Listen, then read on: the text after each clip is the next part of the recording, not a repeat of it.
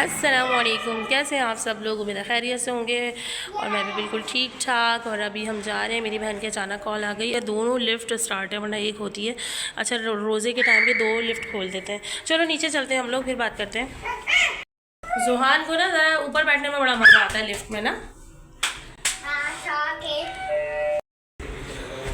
अच्छा, तो मैं ये बता रही थी कि मेरी बहन की अचानक कॉल आ गई थी।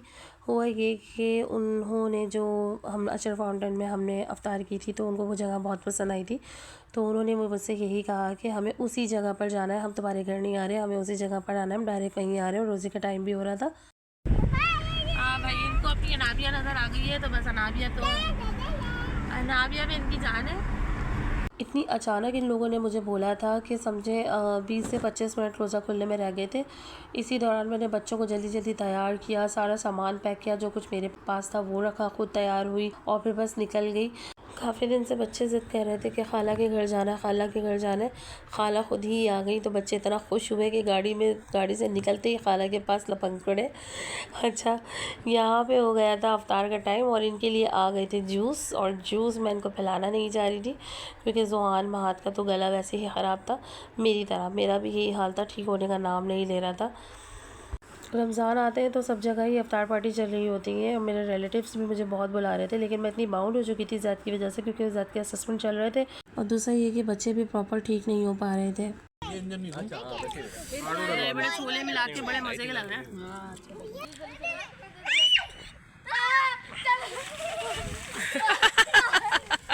माशाल्लाह बच्चों को हमारे नमाज़ पढ़ने की आदत है, क्योंकि बाबा जो है इनको जब भी मस्जिद आते हैं तो नमाज़ पढ़ाने साथ लेकर जाते हैं। तो ये हर नमाज़ अपने बाबा के साथ पढ़ते हैं।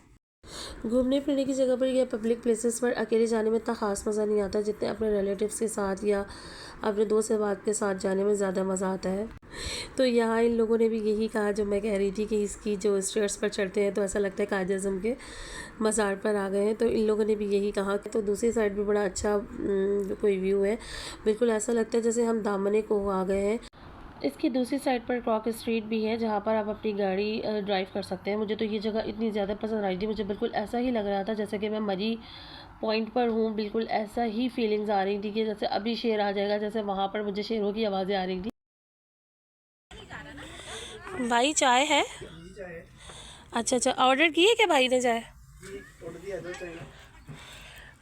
ज़रा बनाते हुए दिखाएंगे मुझे, बस थोड़ा सा। जी, तो ये चाय है हमारी। तो इस व्यू में चाय पीने का मज़ा ही अलग है।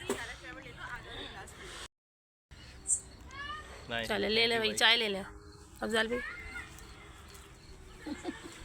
ये पॉल पर इतना बड़ा फ्लैग लगा हुआ है, इसको रोज़ाना लगाते हो और फिर रात को उतार देते हैं। तो मैं अनाबिया से ऐसी मजाक कर रही थी, मैं ये कह रही थी उससे अनाबिया से कि 100 ऐसे तुम्हारे ड्रेस बन जाए, तो अनाबिया भी हंसने लग गई थी। हम तस्बीह पढ़े, सुभान अल्लाह सुभान अल्लाह। ये जिसे आप सब मेरी तरह तस्बीह समझ रहे हैं, ये तस्बीह नहीं थी एक्चुअली, ये सपोर्टिंग वायर है जो फ्लैग को सपोर्ट करती है। आज तो जुहान की खुशी का कोई ठिकाना ही नहीं था, क्योंकि जुहान ने ड्राइविंग जो कर ली थी। बाबा से ही कह रहे थे, बाबा मैंने बड़ी अच्छी ड्राइविंग की है। फिर एक के बाद एक ने ड्राइविंग की थी, जैद ने, जुहान ने, महाद ने, तीनों ने की थी। अच्छा, यहाँ मेरी बहन का हाथ, मम्मी के घर गई थी कश्मीर में, 3 महीने पहले मेहंदी लगाई थी एमरजेंसी कोन, तो उसका हाथ ऐसे ही बिल्कुल ख़राब हो गया था। तो एहतियात किया कीजिए कि ऐसी कोन ना हो जिसमें केमिकल ज़्यादा मिला हुआ हो, जिससे आपके हाथ ख़राब होने का डर हो। कौन सी खाओगे? Dairy milk? हाँ, डेयरी मिल्क बड़ी वाली। किटकैट? हाँ बस किटकैट। बाबा को थोड़ा गुस्सा आ रहा था यहाँ पर बच्चों के, कि इनके गले ख़राब है और तुम इनको आइसक्रीम खिला रही हो। अच्छा, इस मामले में हस्बैंड मेरे ज़्यादा पॉजिटिव है, लेकिन मेरा ये है कि बच्चे जो मांग रहे हैं खिला दो, चलो आइसक्रीम है या कोल्ड ड्रिंक, तो मेरा ख्याल है और ख़राब कर देती है। आइसक्रीम इतना ख़राब नहीं करती गला जितना कोल्ड ड्रिंक ख़राब कर देती है। यहाँ मेरी बहन मुझे कहने लगी कि तुम्हारा जो सूट है और ये कोन पर जो डिज़ाइन बना है, सेम ब्लॉक्स जो बने हुए, सेम बने हुए ब्लॉक्स।